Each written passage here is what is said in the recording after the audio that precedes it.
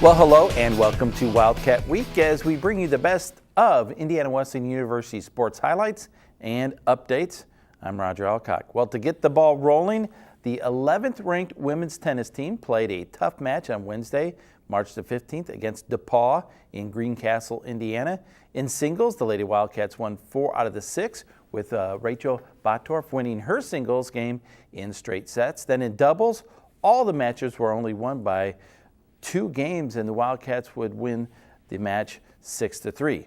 Well, joining me now to catch up on some women's tennis is senior Rachel Bottorff. And so, first of all, congratulations on the win the other day. And thank you so much. With that win, the Wildcats are now I want to get this right, 19-6 overall on this season. So, not a bad start to the spring when you consider you were ranked in the top 10. Mm-hmm. I think, did we ever get to school's highest ranking ever at 7, I believe? I think so, yeah. And so right now, sitting at 11, you're at 11th because you guys went on a spring break trip to California. You really played some tough competition, didn't you? We did, yeah, some very tough matches. So we played 3 Division II teams. They were tough, but you know, playing those tough teams is what makes you better. Played a couple NAIA teams. We lost to San Diego Christian, which I think is what kind of bumped us down. But they were a really strong team. We were competitive with them. And, it's the start of our spring season, so there's a lot left to go. We're hoping to improve a lot. Well, for those who don't know, tennis has in kind of a sense maybe 2 seasons, but it's really a year-long sport. In the fall, it's mostly conference play, and you're trying to win a conference championship in the fall. Yeah, that's our main goal. So we really dominated in the fall. I mean, our competition isn't quite as strong, aside from schools like Marion, but we were all kind of playing at the top of our game in the fall. And this spring, it's been a little bit of a struggle for us to get back into it. Over spring break, we had just some girls who are struggling a little bit out on the court, and so we're going to keep trying to work through that and keep improving as we go. You mentioned the spring. After the fall, you won the conference championship, beat Marion 5-2. Yes. Then in the spring, you're really trying to build and prepare then for the NAI National Championship tournament that comes up. It's not until May, or late in May. But like you said, your schedule kind of ramps up. You're playing tougher teams, and it's a long stretch though, isn't it, to try to build up. So even if you're not playing, some people aren't playing well right now. They've got a lot of time to build, don't they? Yeah, and that's what we have to keep in mind, that even though that we played a lot of matches last week, that we still do have a long way to go, and we have a lot of other tough matches up ahead. And Coach has done a great job with scheduling some good teams for us that I think will help us be really prepared for the national tournament. Well, you're a senior, and I know you started out with Coach Porter. Now we have Coach Shigley. And I know, talking to him, he has really tried to ramp up that schedule. And we always played a good schedule, but you're really facing some tough teams. That's got to be fun, though, too. It is fun. I think at first when we looked at the schedule, saw all these matches and saw these top teams we were playing, it kind of scared us and intimidated us. But last year was really the first year that we really ramped up our schedule.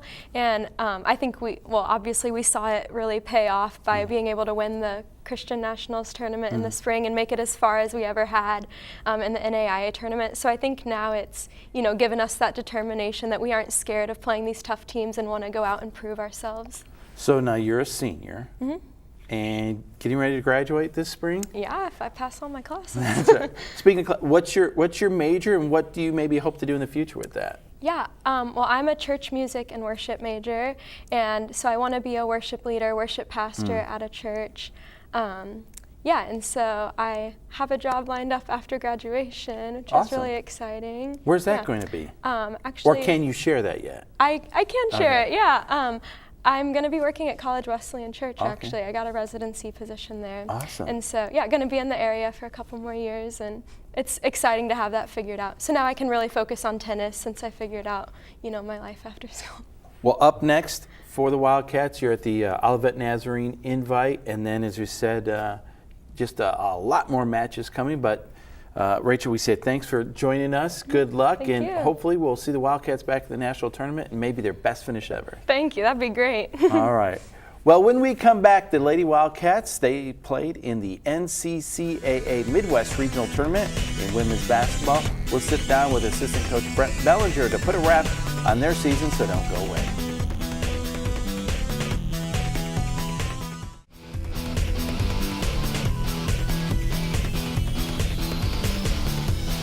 Well, welcome back to Wildcat Week. The Lady Wildcats played in the NCCAA Midwest Regional Tournament semifinals against Roberts Wesleyan in New York on Friday, March the 10th. Going into this game, the Lady Wildcats were the number 4 seed, and Roberts Wesleyan came in as the number 1 seed and the host. Well, both teams were not afraid to shoot the long ball as the teams combined for 58 three-point attempts. Roberts Wesleyan committed just 10 turnovers compared to 19 for Indiana Wesleyan. The Lady Wildcats would climb back with 20 points in the fourth quarter to force the game into overtime, but Roberts Wesleyan outscored Indiana Wesleyan 12-4 in the overtime period to earn the 75-67 win to advance to the championship round. Well, senior Kelsey Key ended her career with the Wildcats with 17 points along with 8 rebounds. Also, Haley Woodruff added 13 points and 15 rebounds, a double-double for Haley in that effort. And with the loss, though, the Lady Wildcats close out the regular season, or their season, I should say, with a record of 19-14. Well, here with me now is the women's basketball assistant coach, Brent Bellinger, to kind of wrap up this season. And Coach, what a furious comeback in that fourth quarter to get that ball game into overtime and give yourselves a chance. And I kind of thought maybe in some ways that summed up a lot of this season, where this group of girls with some adversity and injuries, they never gave up and were battling to the very end. That's so true. That statement of battling adversity and never giving up, that is what our seniors have really shown that they were ready to do. Had a lot of underclassmen that they had to lead and guide, and that mentality of never at any point being done with fighting. I mean, that was big for us. You know, if we kind of take a look at the season as a whole, you guys were playing pretty well.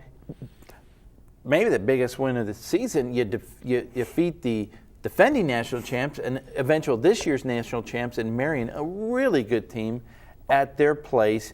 But then that last third of the season, when you had the injuries to Haley and to Chelsea, boy, that just really took its toll. And, you know, I think there's a difference between excuses and reasons for things. But you lose those two people, man, that's a hard thing. Hard kind of uphill battle, isn't it? It also speaks to the strength of our conference. Yeah. We go through, win the first 7 games. None of those are gimmies on the way back through. Just teams that have maybe been at the bottom that are continually getting better. And so that's always any little slip up, like losing 2 senior starters with so much experience, just puts you in that position where you have to do everything right. Mm-hmm. And, you know, teams make mistakes, coaches make mistakes, and a couple of those caught up with us at the wrong time, especially at the end of the year. Wanted to talk about that senior class a little bit. First, Kelsey Key, came in, transferred in her sophomore year, and again, another one of those players that just shows a tremendous amount of heart and grit and determination on the floor. And I get to know her a little bit off the floor in terms of some of the mentoring she does, but just one of those kids you're like, man, I'm super glad she decided to come to Indiana Wesleyan. I'm hard-pressed to find or think of a girl that we don't end up saying that about. You know, just everyone's personality and the reasons they pick Indiana Wesleyan are so amazing. But she definitely is near the top of that list, just with how much she cares and how much she prepares herself, and then what she does for her team. And like you said, mentoring, all these other things that are a part of her life. Maybe the most impressive thing for me is her spiritual growth over the 3 years here. It's what we're about here at Indiana Wesleyan, and it's great, especially when one of your leaders on the floor is one of those people that carries that through the team. You know, I think there definitely could have been some players that after an injury that Haley had and the point in the season might have just shut it down, but she came back and had some monster games, 15 rebounds in in that last game. And even though it was a loss, I thought finished her career on a pretty high note and in a competitive note. But with only one hand, too. Yeah. And we're talking about getting rebounds when you only have 6 fingers to work with. You know, at one point, she was really frustrated and trying to tip the rebounds out, and I said, no, you need to grab it, and that's just a moment because she cares so much and she works so hard that, you know, for her to be able to do that, I mean, we're also talking about a senior with the last game of your career, or potential last game once you get into the tournament, and they really show there is no quit, like we talked about, and there's no quit. The desire to do your absolute best for the people around you, I mean, is very evident in this class. Same thing with Chelsea, same characteristics. And one thing, I know we only have about a minute left, I had to point out about this, not only this class, but this team, you had at least 6 or 7 players garner postseason academic honors. And they have shown on the court, obviously, over those 4 years, a lot of success, but really great students. And you're really proud of that. I know you have to be. Right. I mean, when we recruit, we talk about the spiritual aspect first, which we're always so proud of when there's growth in that. And then the academics are second. And they really buy into it. And we don't have issues of kids not going to class or that kind of thing. So they take that as their own. And like you said, there's hardly anything else to be more proud of. Well, Coach, again, thanks for coming on the show. And it's been a lot of fun watching the Wildcats this season. And we certainly wish them all the success in the future. Absolutely. Thank you very much. You know, you get to the end of the year and you look back, and it can be a long year, but you realize all of the blessings at different points that you might have overlooked because you're so busy. So very grateful for not only the year and the experiences, but those kids, the seniors. All right. Well, Coach, thanks again for joining us. Absolutely. Well, when we come back, the Wildcats were battling out in Point Lookout, Missouri. The guys trying to make another run at a national championship. Men's basketball head coach Greg Tonagel will join me to talk about a tough match in the semifinals against the #1 seed and eventual national champs in Union. So stick around, we'll be right back.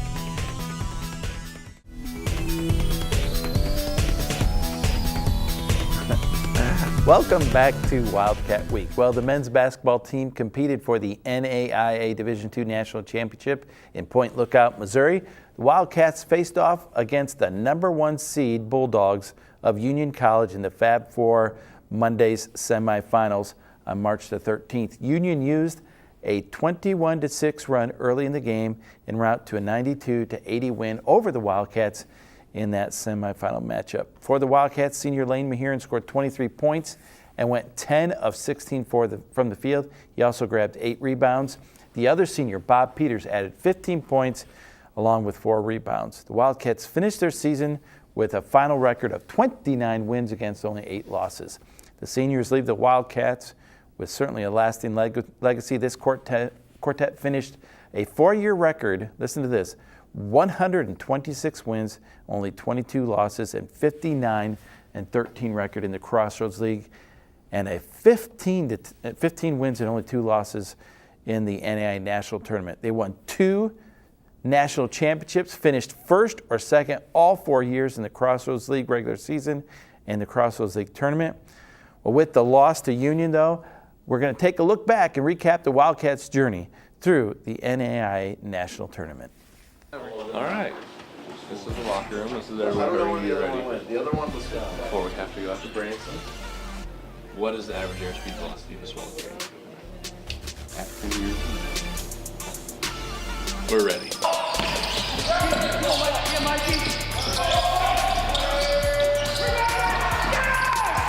In the blue, almost looks like they're playing the Michigan Wolverines. They win the tap, and here we go.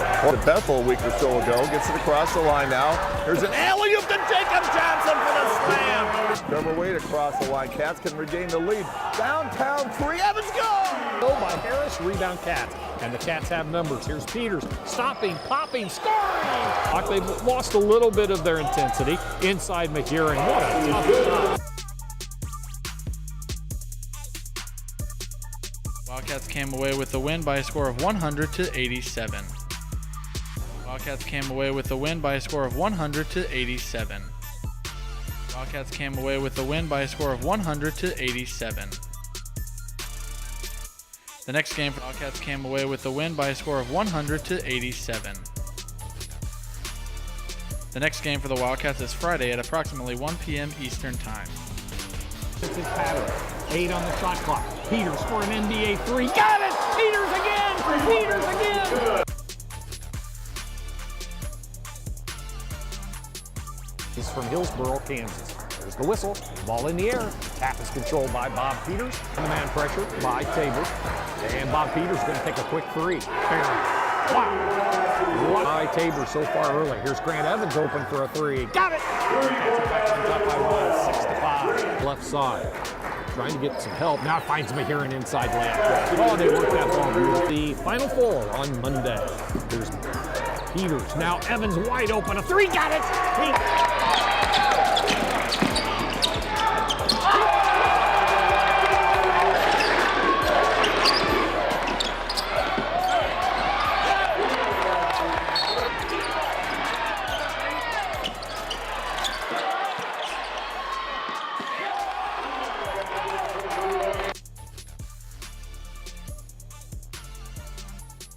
With the opening tap, and it goes to Union. 2-0 lead. That didn't take long.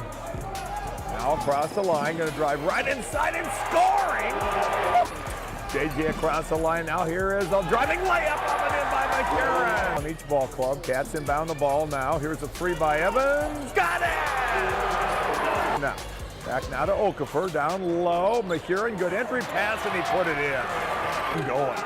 Evans comes across the line. Stopping, went inside. Bob Peters put it in.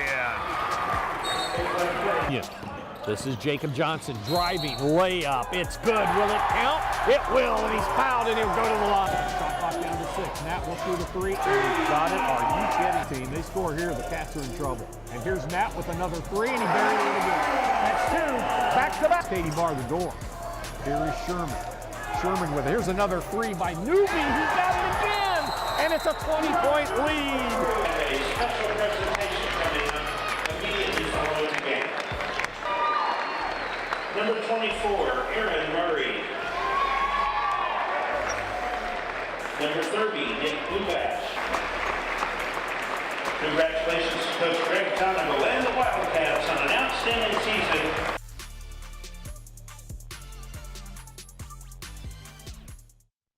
Joining me now to talk about their run in the NAIA National Tournament and to wrap up their season is the men's head basketball coach, Greg Tonagel. And Coach, again, I think maybe we've gotten to the point where some people take a trip to the national tournament for granted, but I don't think you do. I don't think I do. It's a big accomplishment. It takes a lot of work to get there. And this senior class we talked a little bit about, they've done a great job of getting you to this national tournament and having a lot of success there. Yeah, I mean, I don't ever want to take it for granted because you have to earn it. Mm-hmm. And in our league, man, you got to fight night in and night out. And this class did that to get us there 4 consecutive years. Mm-hmm. But not only to get there, but to win some games. They end up 15-2, I think, in the national tournament. It's a heck of an accomplishment. Yeah. Well, let's talk about this kind of just really briefly to recap the regular season. This was a year of some maybe some stressful times for you, a lot of success, but man, there was a lot of games that were comeback wins, last second shots. We had, Grant Evans, the buzzer beater against Spring Arbor, and of course, Bob's shot against St. Francis. I still don't know how he got the shot off, much less hit it, but some amazing finishes, but it was never easy along the way, was it? No, there was a lot of work that went into this season. I mean, that was a lot of coaching and trying to coach. And at times I thought we made the right decisions. At times we didn't, obviously. But there was a lot of effort put in from the top to the bottom. So we get to the national tournament. That first game against Corbin, a team that I really kind of grew to like their players and their coaches afterwards. A good group of guys. They were hot at the end of the season. They gave you a handful. I didn't love the draw when it came out when I saw Corbin. I mean, they'd won their conference tournament. They'd won by double digits. They won against 3 ranked teams on the road. I mean, you can go on and on. But it was what it was. It was time to tip it up. It's one and done. And I thought our guys did a good job early of getting out to a lead and in some ways cooling them off. I wouldn't say we shut them down by any means, but we cooled them off. Well, then it's on to Northwestern, a team that has had a lot of success at the national level, very well coached. And one of the most dynamic or shooters or playmakers you'll see all tournament in Mr. Koima. I mean, that was a barn burner of a basketball game. If you were in the house, you saw a great basketball game that day. What a great program, great coaching staff. They do a tremendous job. They're similar to us in many ways in terms of skilled players. They give them some freedom. They can make shots. And you knew it was going to go down to the end, and we didn't want Koima to have the last shot. Thankfully, we got the last shot and able to pull it out. Then it's into the Elite Eight, the quarterfinals against Tabor, a team that, again, has been playing really well. A lot, some dynamic players, but overall very athletic. And I thought the key to that game was maybe one of the better rebounding efforts we saw from your team this season. You had to rebound in that one. And the key was Joel. We don't go to the Final Four without Joel Okafor playing like he did. He ignited our defense. He gave us that edge. He was the difference maker, and you got to give him credit for stepping into the role after not playing and being able to lead us. So you win the 3 games in 3 days. You get a day off, as everyone does. But then against Union, the eventual national champions, and that was a team that was probably as skilled and senior laden as any team in the tournament. And you combine that with the kind of effort they put on the floor against you guys. They were going to be a tough out, and you could see why they were the favorite to win. I mean, that team had it all. They had great athleticism and length, but they might have been the best shooting team in the entire tournament, and they could guard you, and they're so versatile. They could switch a lot of things, and they really ran us off the arc, and we just couldn't really get going. Well, so, finished the season in the Final Four. Again, I think a great way to end the season. Obviously, you would want to win the whole thing, but I thought this team maybe overachieved in some regards. But we got to talk about the seniors. We've got about a minute left. Lane and Bob leading the way. I don't know how many programs will have 2 guys come in together and leave together in the same class, scoring over 2,000 points. That's pretty remarkable. It is, and what a special duo those guys were. I mean, they carried us the entire year. I mean, when it came down crunch time, we relied upon those guys heavily, and they knew it, and they were able to sustain it throughout the year. And it's going to be a long time before we see a duo like that. Yeah. But you never know. Like, the thing I keep saying about Bob was, we were his only offer out of high school. He recruited himself to us initially, and if you would have told me at that time he was going to end up an All-American and 2,000 points, I said, you're crazy. So you never know who's going to develop and who's going to step up, but I'm thankful, too, for what Aaron Murray did over his 5 years. A great leader off the court, tremendous respect. Nate Bubash, same thing. He brought a work ethic every day. Nate had a big influence upon Lane in terms of working and learning how to practice. Well, Coach, certainly it always, this time of the year, it's like, man, the season went by fast. In the middle of it seems really long, but it's been great having you on the show again this year and calling the games on WIW. And we'll look forward to another great year next year. It'll be a lot of new faces. It will. Let's do it. All right. Well, that's all we have for you this week. If you'd like to see more of Wildcat Week, you can visit our website, wiwtv.com. There you can watch past episodes and connect with us online. Once again, it's wiwtv.com. Well, we look forward to being back with you next week. So for all of us here, thanks for watching Wildcat Week.